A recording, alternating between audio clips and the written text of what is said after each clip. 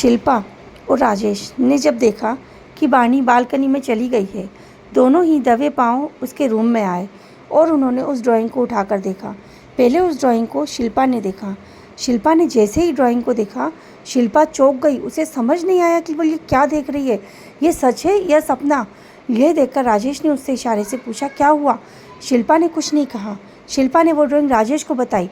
राजेश ने जब वो ड्राइंग देखी तो वो भी चौंक गया। दोनों एक दूसरे को हैरानी से देखने लगे। उस ड्राइंग में वाणी ने आज की ड्राइंग बनाई थी।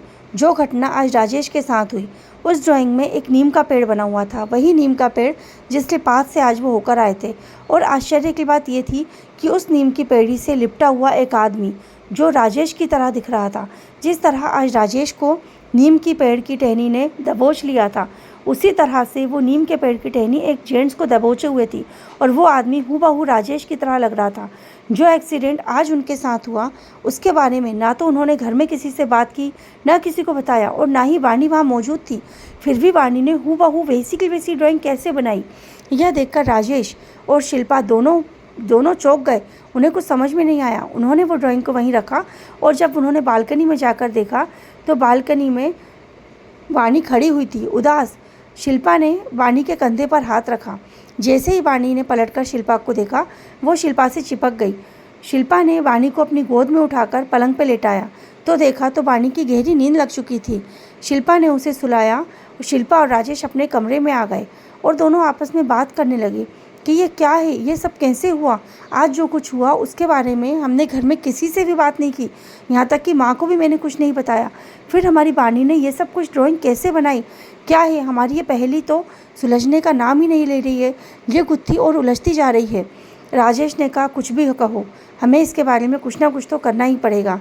चलो अब सो जाते हैं, जो होगा उसके बारे में सुबह सोचेंगे। दोनों सो गए।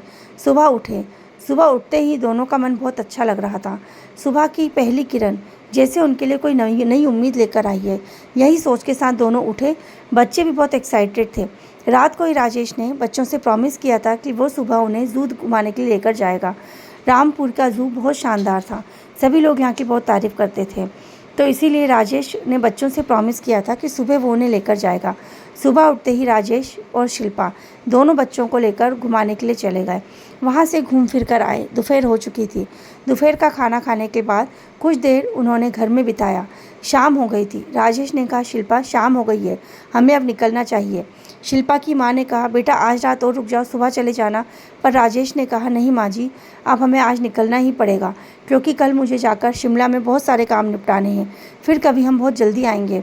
शिल्पा की माँ ने सोचा, बार बार टोक लगाना सही नहीं है। यह कहकर शिल्पा की माँ ने राजेश और शिल्पा को दोनों बच्चों के साथ विदा किया। शाम के करीब 5 बज चुके थे। शिल्पा और राजेश दोनों रामपुर जाने की तैयारी करने लगे। सारा सामान उन्होंने गाड़ी में रखा। चिराग जितना एक्साइटेड शिमला से रामपुर जाने के लिए था, उतना ही एक्साइटेड रामपुर से शिमला जाने के लिए भी था। पर वाणी बहुत उदास लग रही थी। वाणी का मन ही नहीं था अपनी नानी माँ को छोड़ के जाने के लिए। शिल्पा ने वाणी से कहा, बेटा हम बहुत जल्दी यहाँ आएंगे। वाणी ने दौड़कर अपनी नानी माँ को गले लगाया और ज़ोर ज़ोर से उनसे चिपक कर रोने लगी। उसकी नानी ने भी उसे बहुत समझाया, बेटा अभी तुम्हें जाना होगा, पर तुम जल्दी ही यहाँ आना। तो यह कहकर वाणी ने एक मुस्कुराहट के साथ अपनी नानी माँ को बाय किया। सब सामान रखने के बाद ये लोग गाड़ी में बैठ गए। जैसे ही राजेश ने गाड़ी स्टार्ट की, वैसे ही ज़ोर ज़ोर से बादल गरजने लगे और बारिश का मौसम बन गया। शिल्पा की माँ ने कहा, बेटा मैं तो अब भी यही कहूँगी, 5:30 बज गया है, शाम होने को आई, तुम्हें शिमला पहुँचते पहुँचते बहुत रात हो जाएगी, हो सके तो आज रात रुक जाओ। शिल्पा ने कहा, माँ अब तुम टेंशन मत लो, अब हम निकल चुके हैं ना, अब बार बार टोक मत लगाओ। राजेश ने कहा, हाँ माँ जी, शिल्पा सही कह रही है, हम जल्दी ही रामपुर से निकल जाएंगे और शिमला पहुँच जाएंगे। हम लोग पहुँच के आपको फ़ोन करते हैं, आप कोई टेंशन मत लीजिए। यह कहकर सभी बच्चों ने, शिल्पा ने और राजेश ने माँ को बाय किया और वहाँ से निकल गए। अब आगे क्या होगा ये जानने के लिए सुनते रहिए हमारे आगे की कहानी नीम का पेड़। Thank you.